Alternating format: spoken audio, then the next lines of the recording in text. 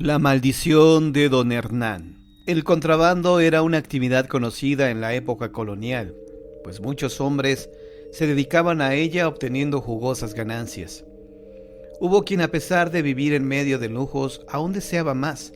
Tal es el caso de Hernán Valladares, un importante hacendado, quien debido a sus influencias y conocidos, se había enterado del traslado secreto de un cargamento de oro y que para llegar a su destino tendría que pasar por esa ciudad. Precisamente se buscaba alejar a los bandidos y por ello la operación había sido disfrazada. Sin embargo, el hacendado tenía conocimiento de la hora y la ruta que tomaría el carruaje, así que decidió contratar a una banda de criminales para que perpetrara el asalto. Buscó a los más conocidos y una vez hecho el trato, el jefe de la banda se comprometió a traerle el botín.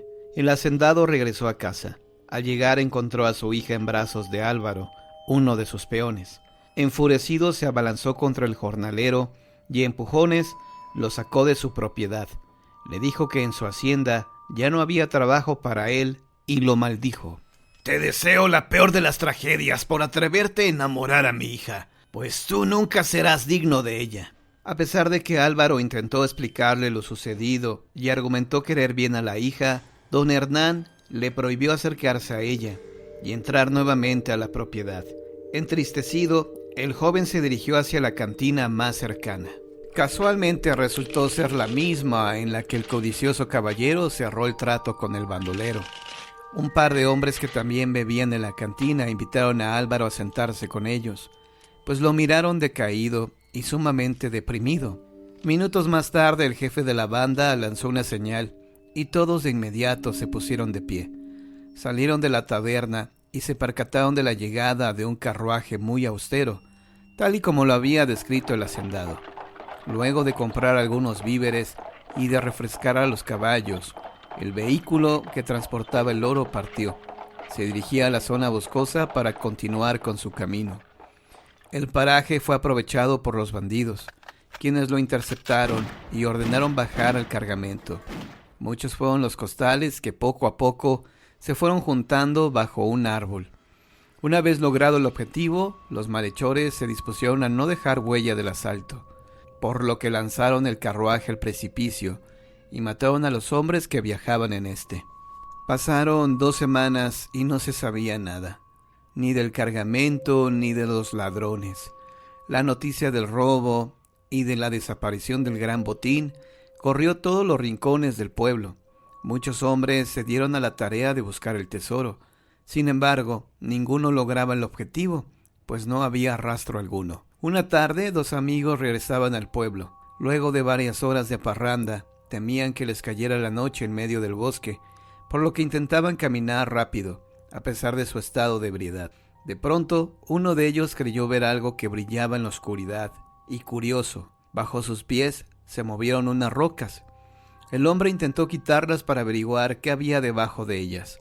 Sorpresivamente se abrió un gran pozo oscuro. Se asomó para mirar qué había dentro, y lo que observó lo dejó paralizado por unos minutos. Luego corrió hasta donde se encontraba su amigo y le mencionó que acababa de ver el infierno. De pronto, una sensación extraña se apoderó de él. Le puso la mirada en blanco y lo encaminó hacia la boca del pozo. Una vez ahí, lo incitó a arrojarse y así lo hizo. El segundo amigo logró ver unos seres espectrales que se parecían a los malhechores desaparecidos. Sin embargo, no pudo huir y también corrió con la misma suerte. Por su parte, don Hernán Valladares se encontraba malhumorado, pues creía que los bandidos se habían burlado de él, pues nada sabía de ellos, y mucho menos del botín. Irritado, decidió enfilarse hacia el bosque para buscarlos personalmente.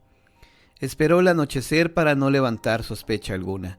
Al llegar a la guarida de los bandoleros, alcanzó a ver un resplandor como de una gran fogata, por lo que se dirigió hacia allá. Pensó que tal vez descansaban después de haber asaltado todo el día, o bien que realizaban el reparto de las ganancias. Esto era lo que cruzaba por su mente cuando escuchó un gemido. Cuando se volteó para averiguar de dónde provenían los extraños ruidos, se encontró con unas figuras descarnadas que rápidamente lo rodearon. Sintió enloquecer, pues no creía lo que sus ojos veían. Pensó que moriría, y todo empeoró cuando uno de los espectros comenzó a hablar.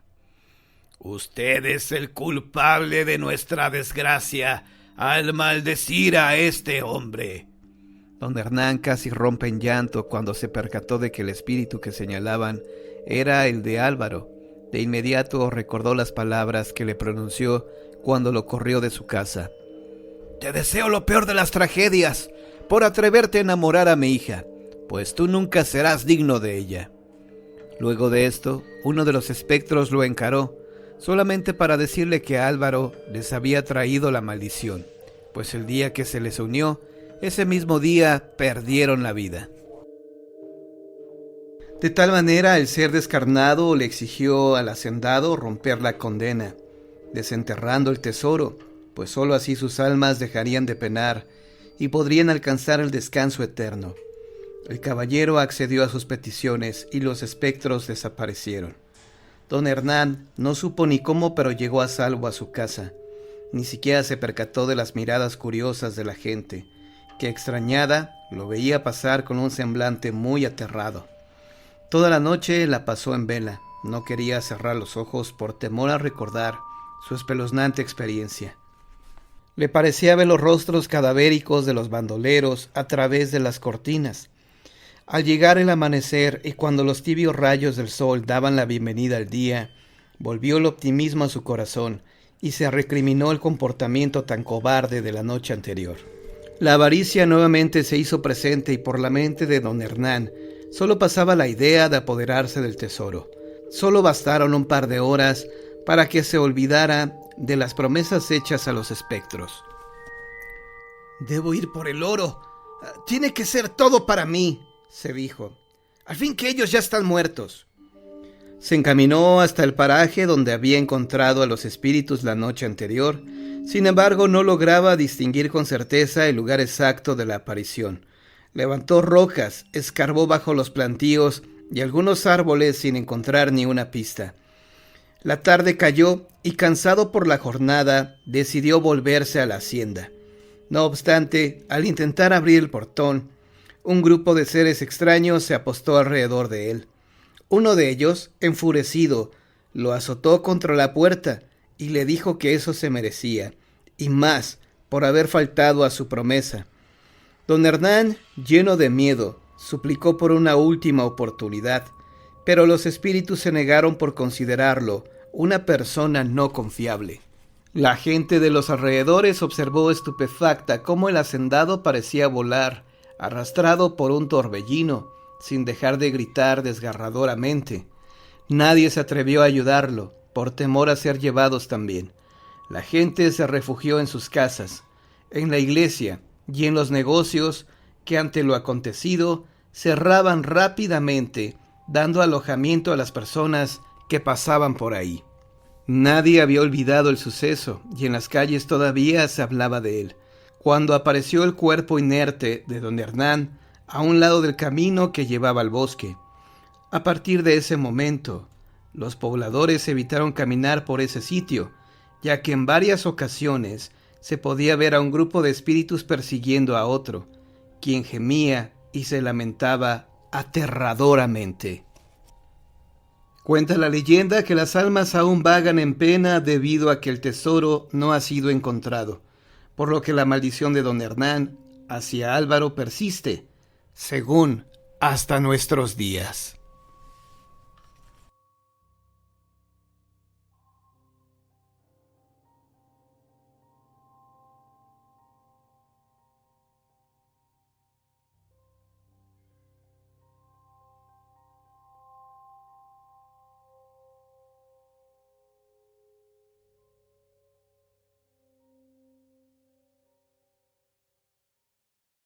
La ventana. A lo largo del país había temporadas en que las bandas de criminales atemorizaban a determinadas poblaciones. Unas ya eran conocidas y otras tantas anónimas. La fama de algunos bandoleros servían de inspiración para los principiantes, quienes trataban de emularlos y salir bien librados de cualquier apuro. Este era el caso de Ernesto, quien pretendía ser como Agapito Treviño o Chucho el Roto. Sin embargo, le faltaba experiencia, pero sobre todo mucha pericia, por lo que la mayoría de sus robos resultaban infructuosos. Se fue convirtiendo en un asaltante ocasional, solo para satisfacer sus necesidades básicas. Un buen día la suerte no estuvo de su lado, y al tratar de robar algunas frutas y verduras que había escondido en su jorongo, fue descubierto. Tropezó y los comestibles salieron volando. Don Brígido, dueño del negocio, lo encerró en la tienda y esperó a que llegaran los alguaciles. Ernesto fue a parar a prisión y, para su desgracia, le asignaron la peor celda del lugar, muy húmeda y fría, pero sobre todo pestilente. Era un cuarto oscuro que no tenía ninguna ventana, ni disfrutaba de vista hacia el exterior. Parecía como si ahí el tiempo no transcurriera, pues no sabía nunca si era de día o de noche, si el día era lluvioso o soleado. A los que caían por desgracia en esa celda se les dotaba de una lámpara de aceite, la cual le fue entregada a Ernesto apenas ingresó. Maldiciendo una y otra vez a la vida y a la suerte, él se entretenía dando vueltas por el angosto cubículo, pasaba horas y horas deambulando. La desesperación hizo presa de Ernesto, quien al observar su celda solo experimentaba asco y desesperación. A los pocos días desde su aprehensión, ya había perdido la noción del tiempo. No tenía idea de cuántos días llevaba recluido, ni la fecha en que vivía, y sin dudarlo un minuto más, comenzó a gritar para que lo sacaran de ahí. Argumentaba que solo había robado por necesidad, que nunca había matado a alguien como para que lo aislaran en ese lugar. Así transcurrieron varias semanas. No había día o noche en la prisión donde no se escuchaban los gritos desesperados de Ernesto. Los celadores empezaban a acostumbrarse, por lo que se mostraban indiferentes. Sin embargo, otro preso, harto de sus quejidos, de sus gritos y de sus blasfemias, ideó un plan para hacerlo callar.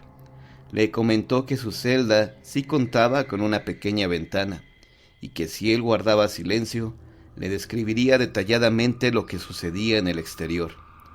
La idea tranquilizó a Ernesto, y solo así dejó de gritar. Cuando empezaba a sentir la ansiedad que lo desesperaba, pedía a su vecino que le describiera lo que pasaba en la calle, si llovía o si era de noche, y el hombre, muy paciente, siempre accedía a contarle los sucesos que miraba por la ventana. Hasta este momento solo se conocían por medio de la voz, pues no habían logrado verse. La desesperanza que abatió a Ernesto en los primeros días de prisión fue desapareciendo, pues con los relatos de aquel hombre, un nuevo pensamiento rondaba por su mente. Quería mirar con sus propios ojos lo que sucedía en la calle, en los alrededores de la cárcel.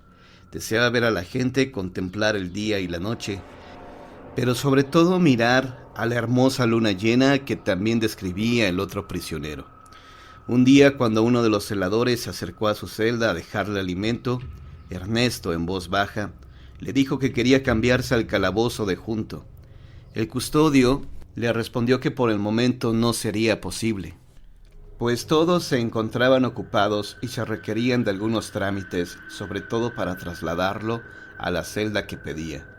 Mientras tanto, continuaba pidiendo al hombre le siguiera describiendo la vida a través de la ventana. Sin saber lo que Ernesto planeaba, contaba con lujo de detalle los sucesos que ahí acontecían. Pasaron algunas semanas y por fin llegó el día tan esperado por Ernesto. El celador le ordenó recoger su lámpara de aceite, ya que sería trasladado a la celda de al lado. Con una gran alegría y con una inmensa emoción, agarró sus pertenencias y se postró frente a la reja. Estaba a punto de mirar a la gente, de ver a la calle y de saber si era de día o de noche. El celador abrió el candado y lo sacó. Caminaron hasta la entrada de la celda vecina. Entonces Ernesto quedó pasmado al mirarla detenidamente. No había ninguna ventana. La habitación era igual que la suya, pequeña, húmeda y pestilente. Sus ojos se humedecieron y la desesperación empezó a invadirlo.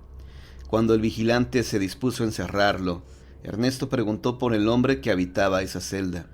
El custodio lo miró extrañado y le respondió que hacía meses que nadie ocupaba ese lugar, pues el último prisionero recluido ahí se había quitado la vida.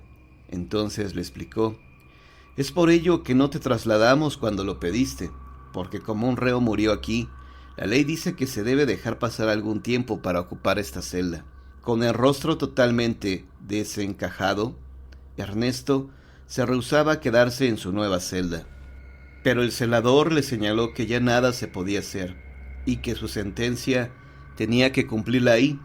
Finalmente, cuando el vigilante se iba, le dijo: no sé por qué pediste que te trasladaran de celda, pues hasta ahora ninguno de los presos había querido estar aquí debido a los ruidos extraños que se oyen y a la voz que cuchichea algunas veces. Nosotros creemos que es el espíritu del preso que se quitó la vida. Por eso nos extrañó mucho tu pedimento. Según dice la leyenda, el espíritu del hombre que se quitó la vida en esa celda brindaba esperanza y aliento a los reos. Por ello les describía paisajes y personas a través de una ventana que no existía.